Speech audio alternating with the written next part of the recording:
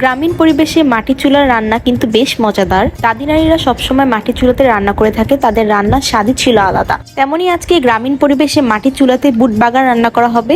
এখানে প্রথমেই সবকিছুকে কেটে বেছে সুন্দর করে ধুয়ে নেওয়া হলো। তারপর কড়াইয়ের মধ্যে পেঁয়াজ, তারপর বুটগুলোকে দিয়ে বেশ খানিকক্ষণ ভেজে নিতে হবে। ভাজা হয়ে গেলে তারপর এখানে দিয়ে দিতে হবে ফালি করে রাখা কাঁচামরিচ।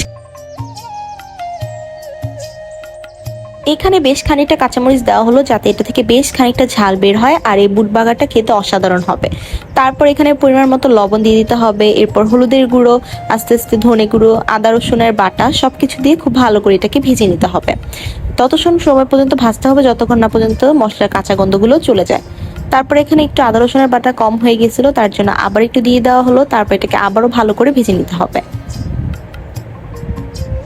ভাজা হয়ে গেলে এখানে গরম মশলার গুঁড়ো দিতে হবে, তারপর ওটা দিয়ে খুব ভালো করে ভেজে নিতে হবে। তারপর পরিমাণ মতো পানি দিয়ে এটাকে সিদ্ধ করতে বসিয়ে দিতে হবে। সিদ্ধ হয়ে গেলে উপর থেকে হালকা করে নেড়ে চেড়ে ধনেপাতা ছড়িয়ে দিতে হবে।